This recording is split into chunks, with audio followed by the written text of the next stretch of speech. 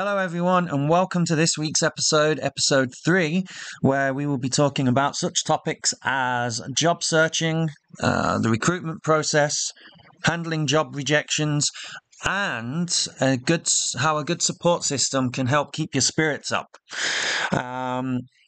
It's not going to be as long as our first episode, of course, but as with everything, we're on a user journey.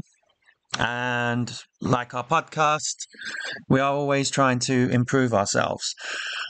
So without further delay, let's get on to the main topic, which is, well, the first part of it is going to be about job searching.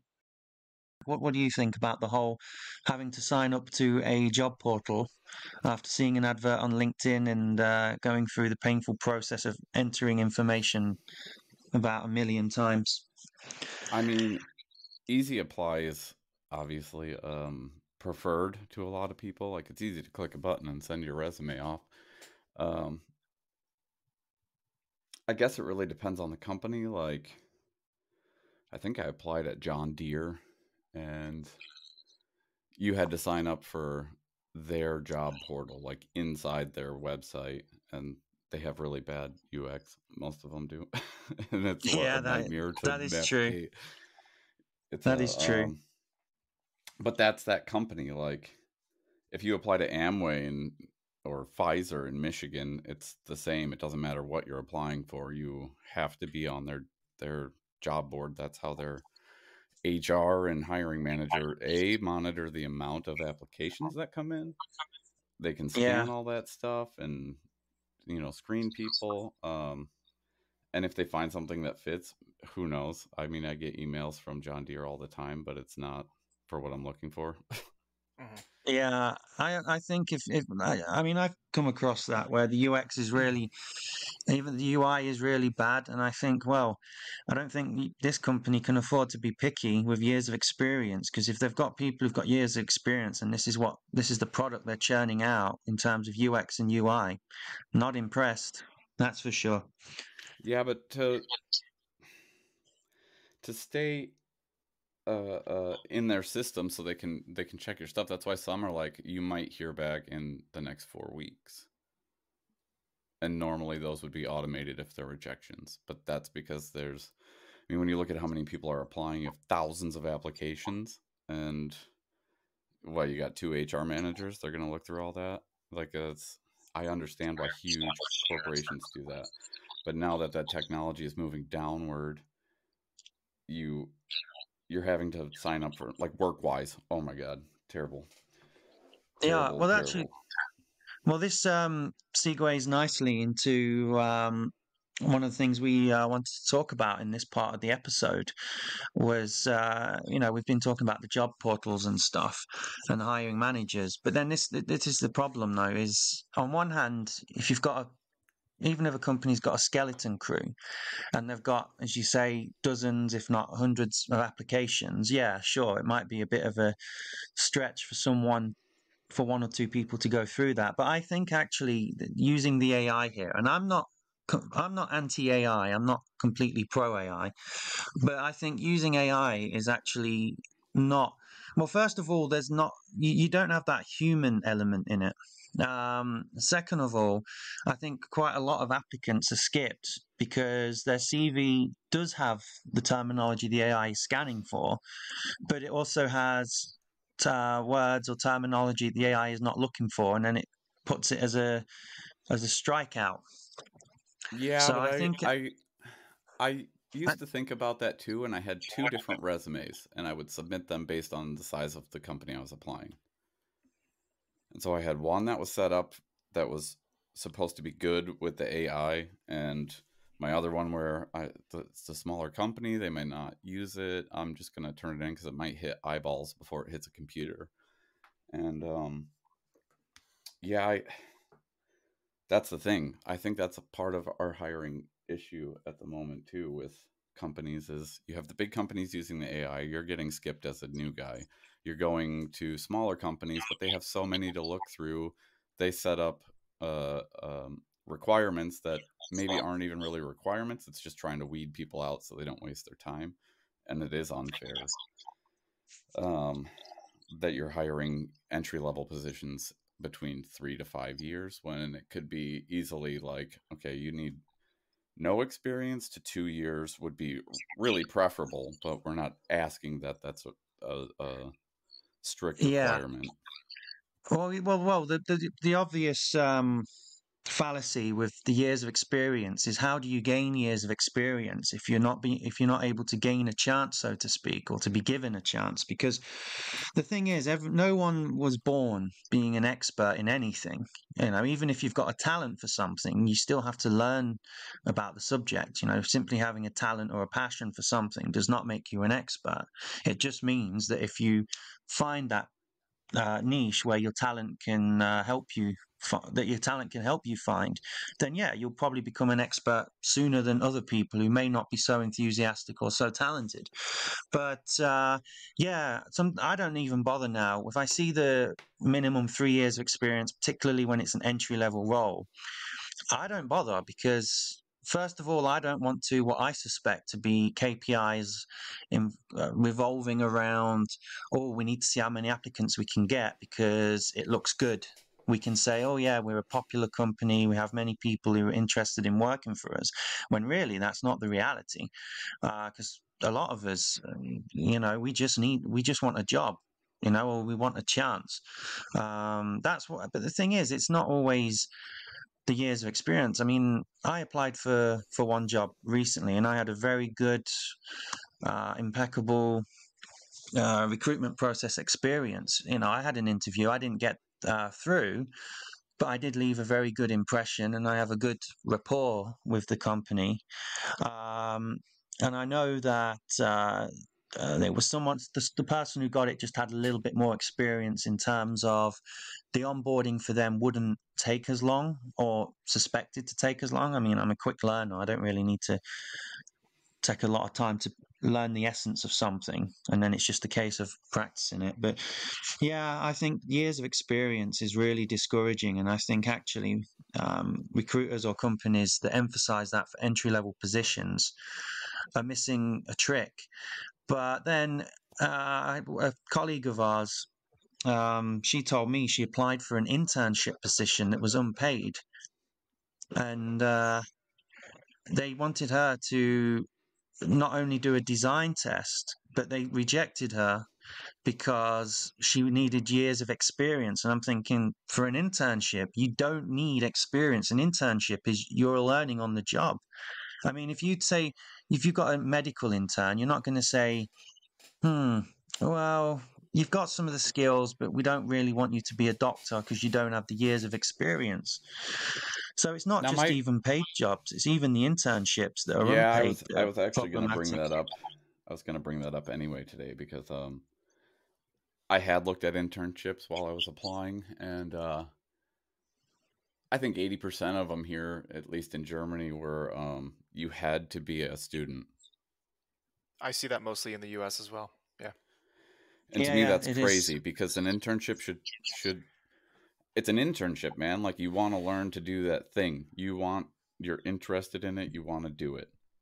And they take it away from anybody who's interested, if you're not in the US's case, incurring a giant debt on yourself, and then you work for free Yep. for them. Well, in the UK as well, it's education in any way, shape, or form is not cheap over there. That's why I didn't go to university, because I knew people who were, when I studied law, I knew people who were really good at it, and you'd get one position in a law firm as an intern or an apprentice, or well, not apprentice, associate, and you'd have one, maybe two positions, and you'd get 100 people apply, law students apply for that position, and probably about only, probably maybe 90 of them, let's say they got an A grade, but the 10 people who got who would be even considered, which would be whittled down to those one or two people, would have, like, I don't know, A plus. But it's so competitive. I think that's the other thing with internships, and I think maybe that's why with UX and UI internships is it's competitive because a lot of people want to do it. So I think, I mean, if you've got a higher demand than there is a supply, then the power shifts to those who can decide who to hire. Whereas if it's the other way around, which I thought it was actually, I thought maybe it was a year or 2 years ago, but I thought there was a bigger demand than there was a supply for UX designers. Although it doesn't seem to be the case anymore, because if there was, then I don't think companies' descriptions would involve being so picky. I mean, I think it's this years of experience seems to be the only thing that matters. I mean, I've got It's their rejected from biggest jobs, and I'm it's their bilingual. biggest and fastest check mark. You got to think UX about it. What's the quickest way for us to find what we think we need? Okay, here's requirement number one that even without AI we're going to look at, because people with experience that are applying for this job are better than people without, even though it's available to them. Yeah, that's the same thing. It's, you know, people with experience instantly better, but I don't know whether that's always true, because I remember about a month ago I was trying to get the mattress cover on my bed, and the way it was designed was horrible. It took me about 2 hours just to get that off my mattress after I had cleaned it. And I'm thinking, whoever designed this, if they've got years of experience as a product designer, they need to be 86th, or they need someone with a fresh, new, creative view on it. Because I looked at that and I thought, you know, just to digress a little, and I thought, actually, why did they not make the zips go all the way around rather than just on 2 corners? Yeah. So I don't know why all this years of experience. But then years ago, we used to have it where, oh, you have to have a degree. Even if you had years of experience, if you didn't have a degree, you weren't considered. So I guess it's shifted somewhat from then. And a really tricky part of all this is that no one actually cares about the years of experience that anyone has. It's more of, hey, how do we judge quality, like their quality as a designer? Unfortunately, that's damn near impossible to figure out by just looking at a piece of paper. So the next best thing is, hey, how many years have you been doing this? Which unfortunately does not equal quality as a designer. But Not at all. I don't know how else to judge quality if you're just looking at a piece of paper. And when you have so Yeah, many people to look at from a recruiter's point of view, I don't see a solution there. It's rough. well, yeah, totally. And the other thing as well is, you know, like what you just said, you know, about the years of experience. The thing is, I've noticed is, and I've mentioned this before to people, is my portfolio, my UX portfolio. I have a counter. I'm able to see the number of unique visitors each day, and I know full well that the hits for my portfolio do not correlate to the number of jobs I applied for and the number of rejections I got. So with that said, I think that a better way than judging by going by years of experience is to actually look at an applicant's portfolio and see they've gone through the whole process. You know, they've got one main project where it details the whole shebang from start to end, from the concept to the final prototype, and then a couple of other projects that might be a bit more UI focused, but also talking about a user journey. You know, what kind of customer would use my app? What kind of pain points would there be? You know, so I think that the year's experience is something that isn't really a good idea to go by to judge. I mean, it saves time, but it almost seems like it's sort of short-term gain, long-term pain. And also, I actually think if I were hiring someone for the job, yeah, sure, it'd be based on their experience and qualifications, but also I think their personality and how much they're going to enjoy the job. Because if you get someone who's going to enjoy the job and they're going to stay with the company for at least a couple of years, because everyone knows that it's cheaper to keep someone than to hire a new person. So if you're hiring a new person, you want to get your money back, right? You want to get your investment, you want to make an ROI.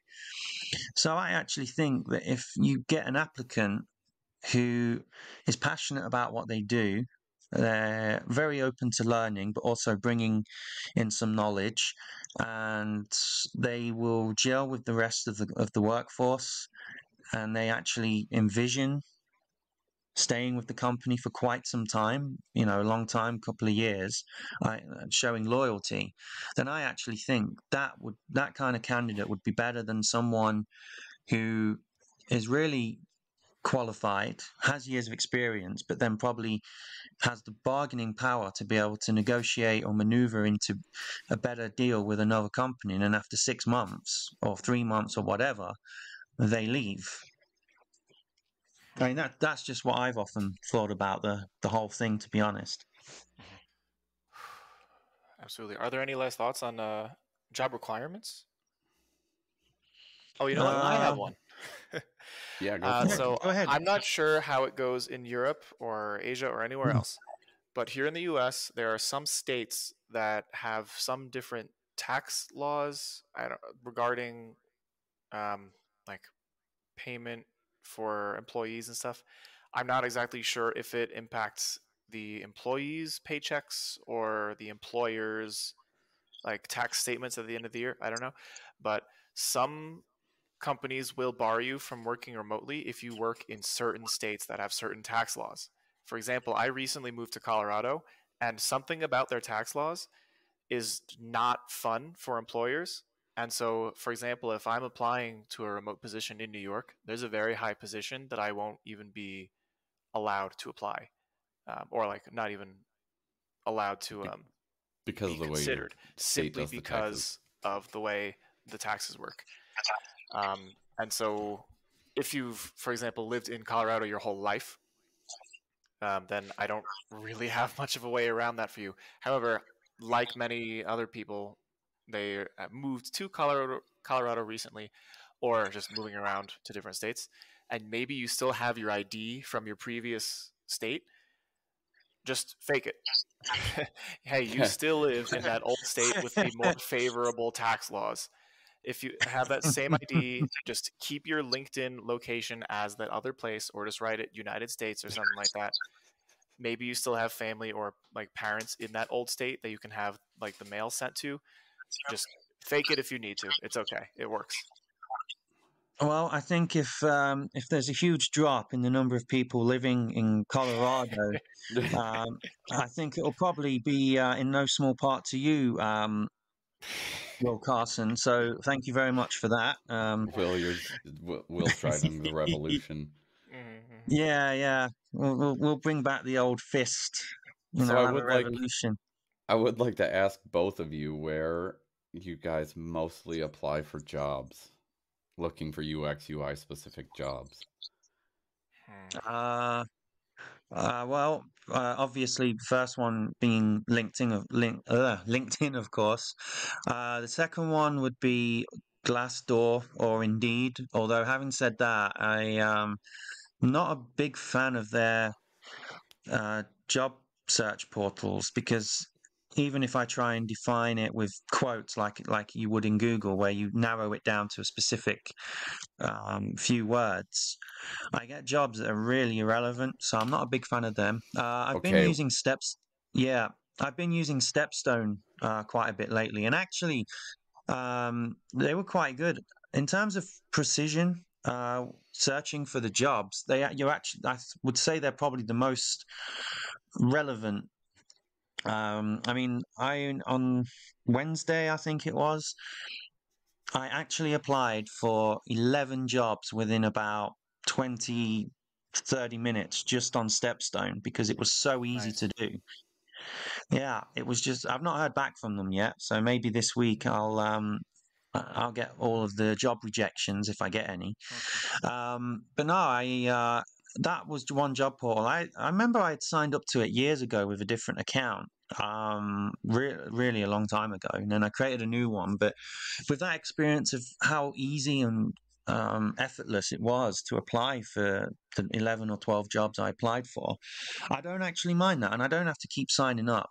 So once you're already in, you're already in. You've got everything uploaded, and sometimes there's an advantage to that, because whenever you apply, like on one of the worst things is join.com, because you can't always give as many documents as you want, whereas on Stepstone you upload everything to your profile, certificates, references, etc., and you can, when you apply for a job, they will see all of those documents, or at least they'll have the option to see them if they wish to. LinkedIn, I'm not always in. LinkedIn's hit and miss for me. I mean, lately I've been seeing a lot of senior positions come up, whereas a couple of weeks ago I wasn't seeing anything. And I heard from other courtiers that they were saying the same thing. But no, LinkedIn is a bit hit and miss. I mean, I don't really want to see a job for lead developer or something to do with needing an engineering degree. It's not relevant. I'm not an engineer.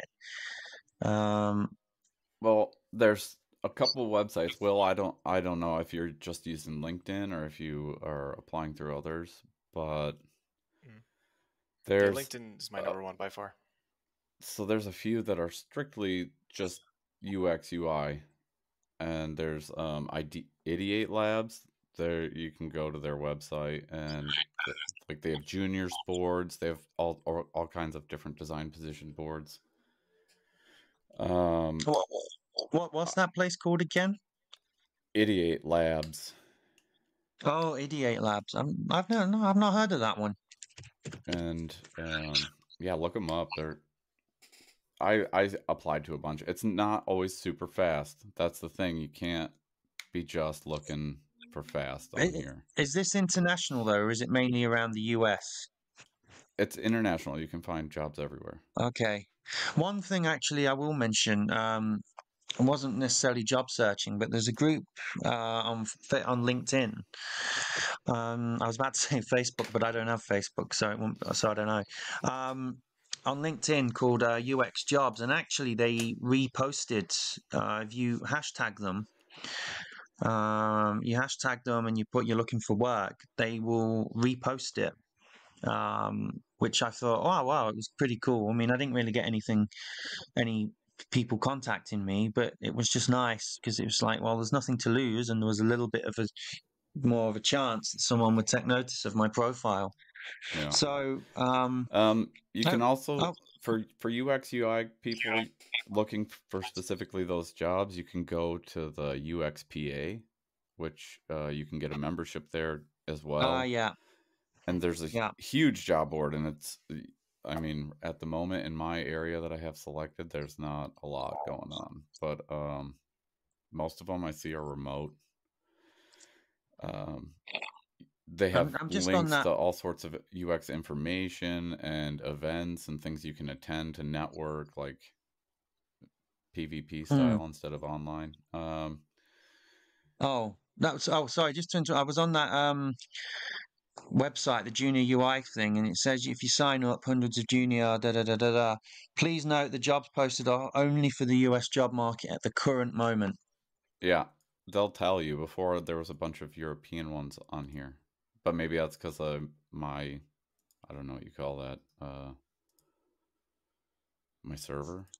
They know you're on the European server. Like if I go to whatever adidaswebsite.com, it switches me automatically to the DE website. This one, it's just ideatelabs.co, but I would never have known of that if it wasn't for you mentioning that. So, I think there's a key thing to take away from that is there's always a new place for you to be able to look for jobs that you probably didn't know just because. Yeah, and honestly, I think people might have a better chance at some of these jobs because LinkedIn is, like I said, it's like a shooting fish with a shotgun. Like, come on, you just sit there and spray your resume everywhere you want. And on here, it might not be as fast, but you will find something in the field, and so far all the ones I found on there were good. I applied to quite a few on there. But I wouldn't recommend them if I didn't think they would be okay. But that UXPA is also, I think, a really good option for a lot of people because it puts you in the UX community. You get a jobs board you can check on. People can find you on there. You can get UX information and further education. So I think that's a really good one for somebody still looking. But yeah, I do. When I was still looking, I was all over LinkedIn, Stepstone. What's the other one? Indeed, I think is the other one that I was doing. But yeah, so there's options. It's just not. It's not going to be fast with some of these places, but also some of them don't require you to sign up for their own personal system board. Well, one thing I will say about one company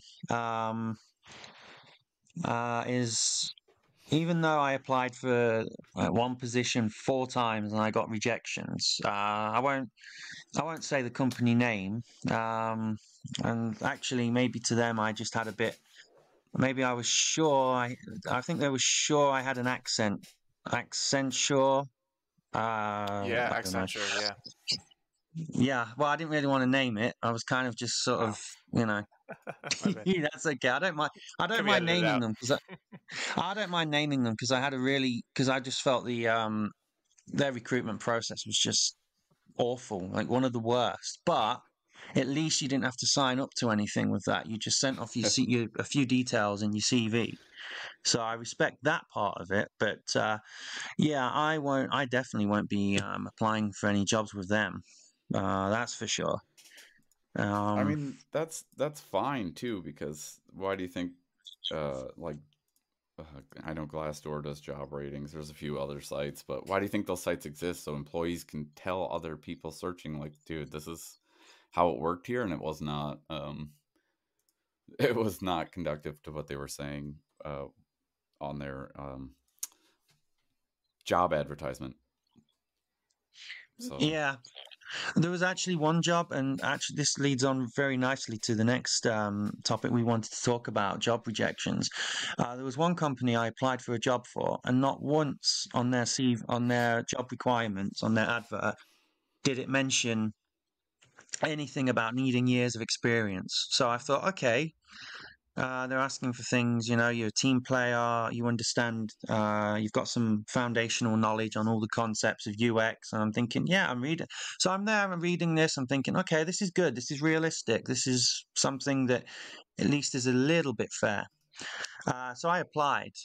And I applied. It was funny, though, because I applied on a Friday and I got the rejection about 12 hours later on a Saturday. And I just happened to be in a really sarcastic mood that day. So I just replied back. And I love it. Oh, I did do when they don't have the no reply. So I replied and says, you get your usual patronizing email of, and I swear most of the companies or recruiters use the same templates. It's dear Cross, thank you for your application. However, despite, as you know, it's not easy selecting the right candidate, blah, blah, blah. Whilst you do have the skills, we decided to proceed with candidates that have more experience. I'm really sorry I'm laughing, but I know this email so well. It's just ingrained in my brain.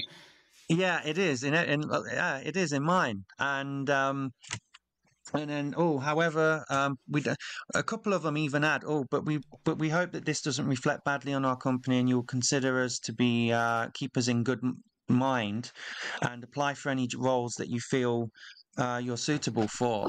And what I used to do, right, because I got so annoyed that I stopped being angry and I just decided to be impish. So what I would do is I would reply back. I don't do it now because I don't even bother with the emails now, because I know exactly when I get an email in my inbox, because I have two inboxes. I have my Gmail one for general purpose, and I have a Proton one just for jobs. And I don't even bother to open the emails because I know they're going to be rejections. Because generally you will get called if you've been selected or shortlisted for an Right. interview. You will get called.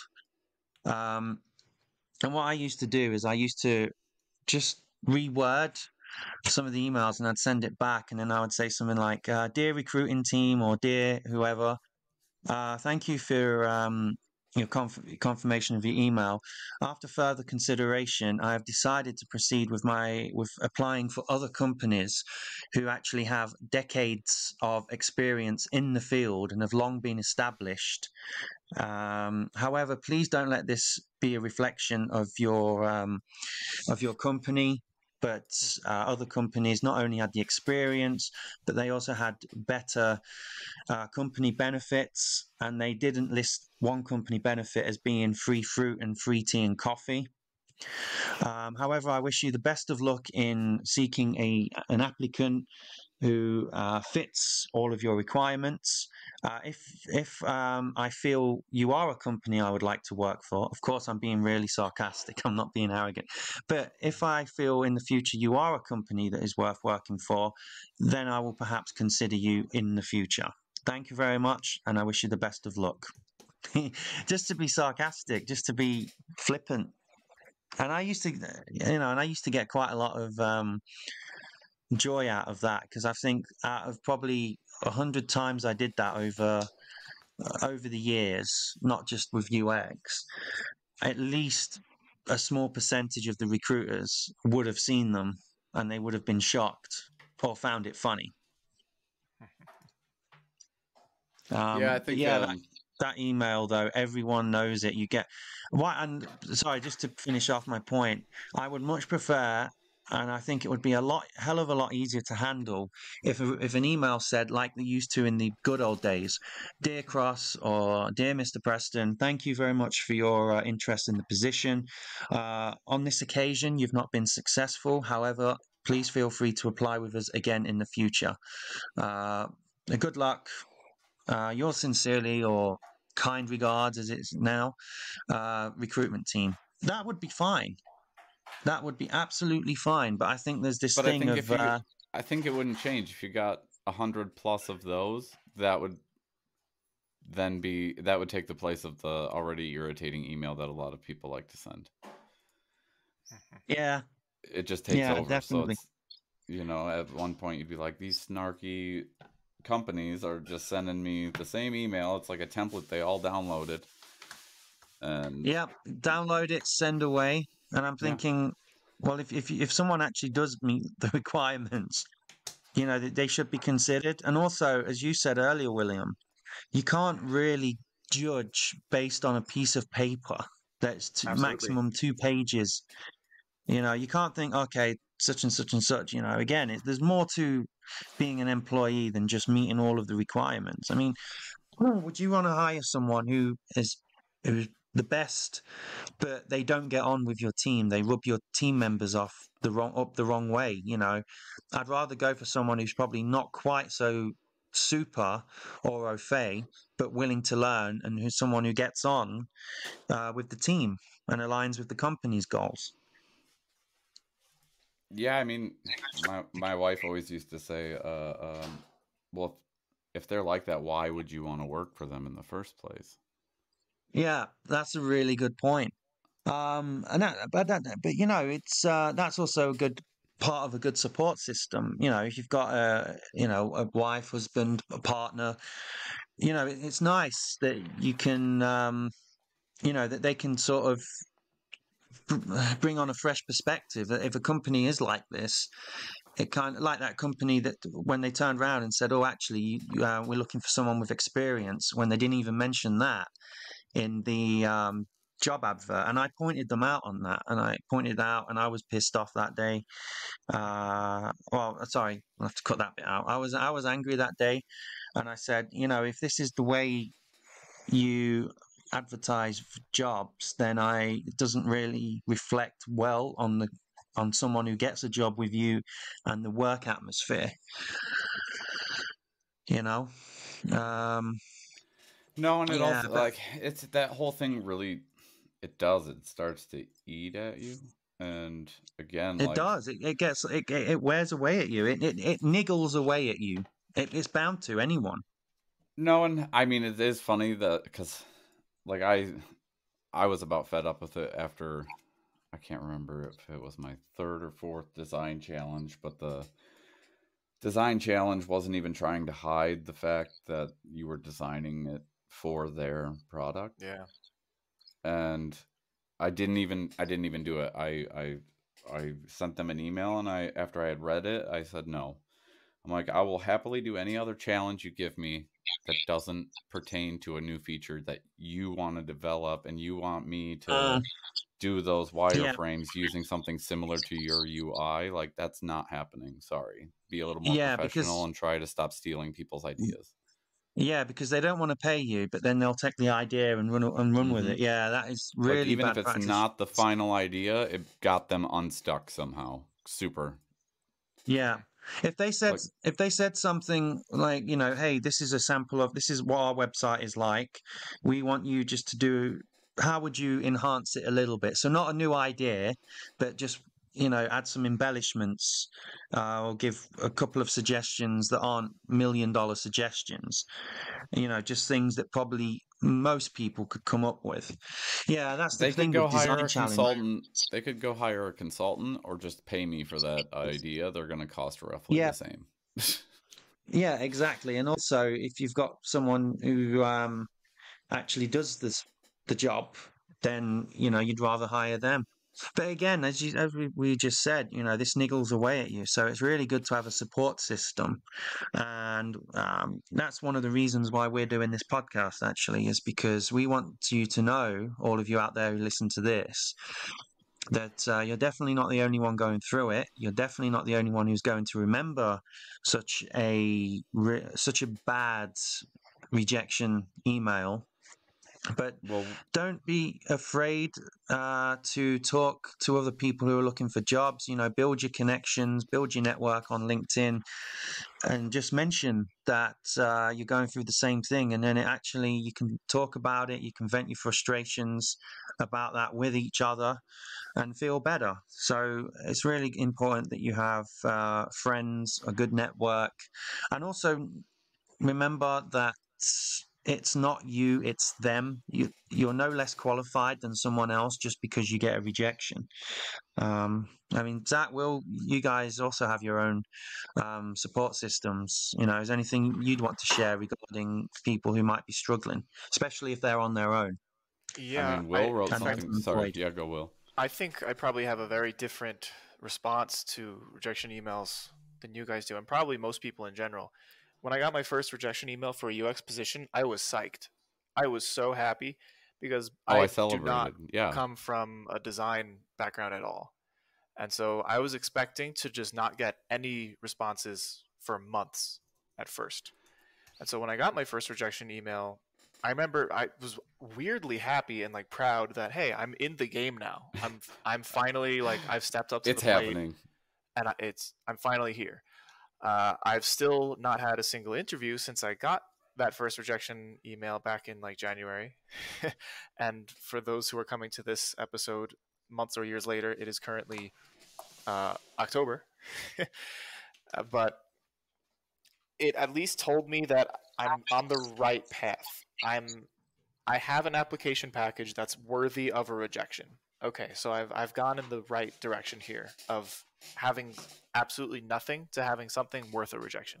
You So took that now, first step. Like it's a yeah, milestone, and I think that should be part of your plan. Is like I need a milestone. My first rejection is the biggest one because it means I'm moving forward.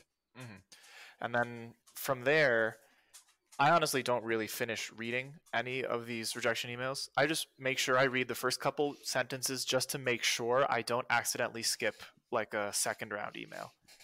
But I do not finish at reading any of these. It's most likely all right. Read until I see the sorry or the unfortunately. Yeah, And You just then scan for for I'm me, those sorry. it's words. Then. like I was actually really dumb. And for the first like 6 months I was applying, for 6 or 7 months, I didn't change anything about my resume or my portfolio, which is incredibly dumb after 2 months of the same results, you should have enough information to understand that something's up and you have something to change.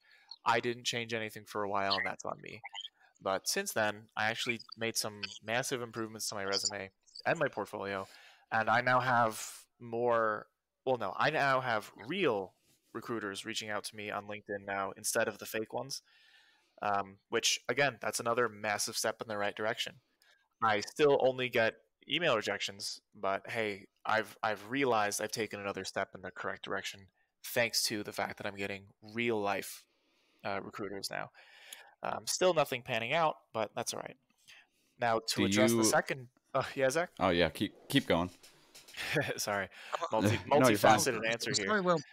Yeah, no, sorry, Will. Just to come on to your first point regarding that is, yeah, I don't bother reading the emails because every job I've ever got after my initial application, I always got a phone call Cool. to say that you got through to the next round. So that's why I don't bother reading the emails. I have an auto rule set up where they just anything to do with the body of the message saying unfortunately Yeah, that makes goes sense. straight to the bin. Goes straight to the bin. I like You that. know? Yeah. Now to respond to the support system part of your question. It is. It's a good one because I think, oh, it might actually be an email I'll really care to read. Yeah. So I had a very poor relationship with the idea of my career for a few years after I graduated college. I was very, very down on myself about it, to the point where it was really the only thing that I would complain about, and it was really the only thing I could really think about for a while. And it had a negative experience on, or it had a negative effect on my loved ones, to the point where, like, my girlfriend even told me, like, hey, I don't know how to help you anymore, because like I've already said everything I've thought to say, or given you everything I've thought to give you. I don't know anymore. And that was the point that I realized, like, all right, I'm done taking the complaining route. I'm done needing someone else. I'm going to figure out how to do this emotionally all on my own. And so that has been a not an easy task, just to put that up front, but it's led to me becoming the most patient I've probably ever been in my entire life. I think anyone going through a job search like this one now, where the market is completely flooded and it's super duper competitive, I think you need to go into this and telling yourself, like, hey, this is a 5-year process here. I can't do this in just 6 months. This has to be an incredibly long game, and I have to be interested enough in the industry to do the work for free on the side just because I like it. If you're not at that level of interest, then I don't think you're really going to develop the patience to really stick it out and get the job at the end of this. I've been working for free on a product that I really care about and hold a lot of interest in for a lot of this year now, and it makes me feel fulfilled. I don't have a paycheck yet, but you know what? I'm happy I'm doing the work, and I mean, I'd rather be happy than be depressed in the job search. So I'm still in the job search, but at least I'm still happy about the work. So well, it's always a good thing to be happy in that. I mean, I'm okay. I'm happy doing, if it's for a charity organization, I'm more than happy to contribute any experience, skills, and knowledge, because it's especially if it's an animal charity, because I'm more prone to having my heart melt with animal charities than people charities, to be honest. And just regarding your point about how it's better to be happy, try and make yourself at least content in the job search rather than get depressed. One thing I will say is a big advantage of being a recluse like me is I don't have to take out any frustrations or feelings of worthlessness like on anyone else. I can That's kind fair, of just I can kind of just throw a bottle out my window and hope it hits someone. No, I'm just kidding. No, but in all seriousness, I can just kind of rant to myself and then I feel better about it. See, I was where Will was for a while, and this is I mean, I've probably been this way since I left college, is where it was. I don't want to say there was no direction. I thought I knew what I wanted, and then at one point, I just never felt fulfilled with what I was doing. Like there was something else I was supposed to be doing, and then it also follows into the how dedicated are you to learning this? Like, how much do you really enjoy it? And I'm still to the point now where I'm doing free work, even though I'm getting paid. I come home from work and I will sit down and happily work with other designers that I've met in my journey so far, and I work with them on stuff that's just passion, like just to explore. And I think that's another reason I got good at Figma, is because ideas were there, and I don't have a company I'm making it for. I just have a couple people I brainstormed with, and we're gonna see this thing to an end so we can see what we can make, and we're not getting paid. So yeah, I think it's always easier as well when you, for example, I'm on first tier of unemployment benefit, which runs out in February, and I know what it's like to go on the second tier, and it's not nice at all. I mean, you get even less, and you get the jobs come through from the job center, but they're real rubbish jobs, like jobs that people don't want to do. That's yeah, why but I've actually. I That's also why I've went to actually the started applying for customer service jobs, actually, or using my previous experience. I've been widening my job search to not just include UX and UI. I mean, I'd love to go into UX. That's what I want to do. But, I'll need to get a job before then. And have then you at gone least. into the Arbeitsagentur? You can go with your certificate because they paid for it from Career Foundry, and you give it to them, and they will put all that information and your skills that you learned with these programs into their system. And I was getting regularly in the mail like 10 jobs, and I got callbacks on like 3 of them. Yeah, but not on the on what is now known as the Bürgergeld. You don't get on the first tier. As long as you're looking for jobs, you're fine. You should have a caseworker that will help you look. Like, they'll put all the information in their system, and they will find you places to apply. You just have to send your stuff, and because it's coming from them, they look at your application relatively they do quickly. that. They do that, but when you're on the tier 2, you because I did this with after the first time I went on that, when I got all my experience, I told them exactly what kind of jobs I was looking for and stuff. But I was getting jobs, even just warehouse jobs, and it's even stricter now. They check up, whereas when I was last on there, they didn't always check up with the companies. But a lot of the time, the companies you'll find that work with the job center, the Agentur für Arbeit, are actually ones where they know people don't like doing those jobs. Be it warehouse work or call center work. And you should really ask, because I got a huge, like a dictionary's worth of jobs looking for UX UI through the Arbeitsagentur. That's awesome. Yeah, but this is what I mean. What I mean is, when you get them come through the post, it's not always. Oh yeah, no, the post is terrible, but they should email them to you via the app now. Yeah, that's what I'm on about. But who knows? Hopefully, some company will see what I can do, what I can offer, and give me a job, or at least give me an interview. Which is why I couldn't praise you and I enough. That was the company. I enjoyed their recruitment experience, and I have a very good rapport with them. So it could be that at least they know my profile. So if there's another position, I'd be more than happy to get a call from them or an email. But yeah, I think actually we for this week's episode, I think we've actually talked a lot about what a lot of people are going through regarding job searches, job rejections, the recruitment process, support systems. Never what I'll say, and I think I'm also okay to say this on behalf of Zach and Will, is don't ever underestimate just even having a conversation with someone who's in the same position, because it really will yeah, it will feel like a relief, and you think, yeah, you know what? Yeah, it's just how it is right now. I do have And one you more also, question before we wrap up for you guys, though. yeah, With it's like a subcategory of a support system. Did you guys have like a personal health and mental health system set up? Like, I personally started running more and even signed in to do a marathon because it was something to have like an achievable goal every day, so I didn't feel so terrible.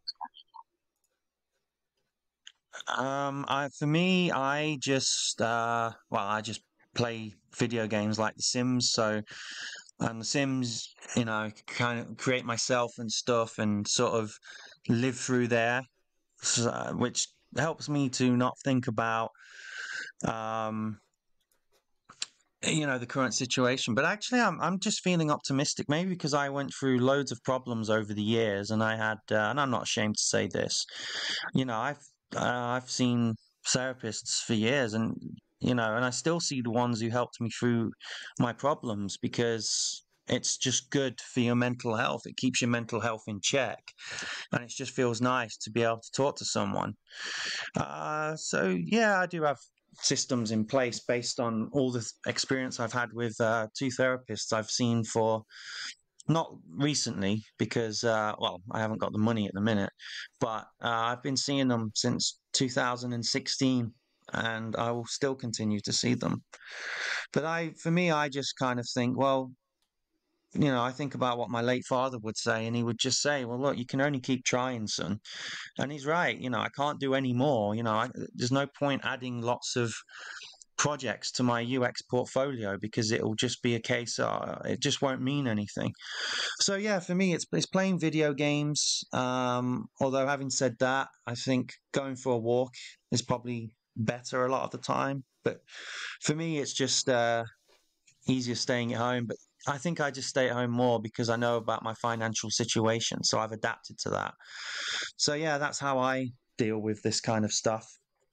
For Uh, for me, I don't really have anything to try to distract me from it. Not to say that your marathon training was to distract you, but it was something to kind of help you get fulfillment and achievement on the side when trying to deal with all the rejection. I hope I got that right. Yeah, because it's Um, like you need that boost, otherwise you're just constantly getting, yeah, for yeah, lack of better terms, pissed on. At yeah. least get an umbrella, you know. I know what you mean. So for me, uh, hmm. well, I've been exercising for years, but I don't really consider it to be my main outlet. For me, it's more like the more I remind myself of why I'm even trying to do this anyway, then the better off I am.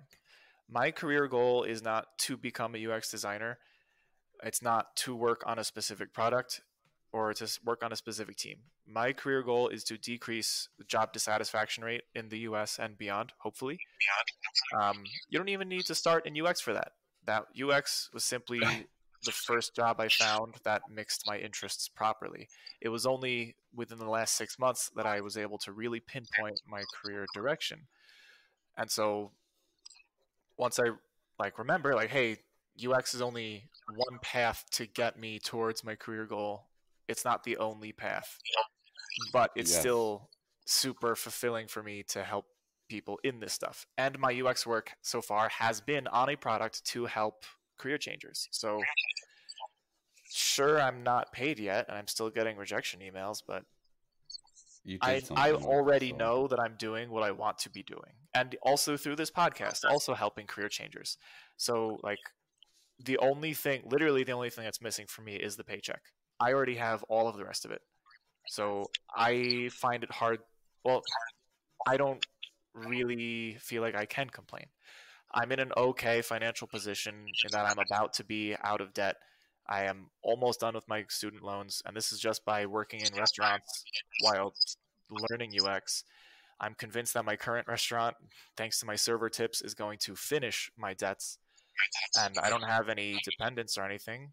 I have no other bills to pay. I don't even own a car. So for me, it's just remembering hey, I'm doing this to help people find purposeful and meaningful work, and I'm already taking the steps to get me there. Like, I am already allowed to feel fulfillment from this. The only thing that's missing is the paycheck, and as long as I keep working, the paycheck will come. So Yeah, I'm feeling that's great okay because you're on your way. Like you're what would you say, actualizing your goals there already. Yeah, the paycheck will get here. It's just a matter of time. Yeah. Well, I'm hoping paycheck it will be from a job. Hopefully, at some point we'll get one.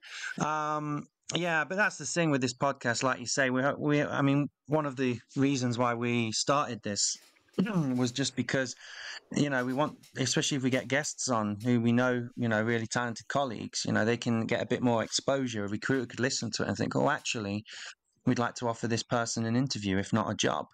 But yeah, that's pretty much what we wanted to talk about in this episode. We feel it's probably going to be one of our more popular episodes just because of the nature of the topic. But please tune in again next week for episode 4. The theme will be probably something we'll choose on the day. But we hope you've enjoyed listening to this podcast, as always, the same way that we've enjoyed making it. And please, by all means, our email address, which I think Zach or Will provide. framexframe.uipod@gmail.com. There we go. There we go. And we're now on Spotify and Amazon and Podbean. So please feel free to tune in from there. And of course, we still have YouTube. So from all of us here at the Frame by Frame podcast, thank you very much for listening. We hope that it's helped. And we look forward to delivering to you episode 4 next week. So it's goodbye from me.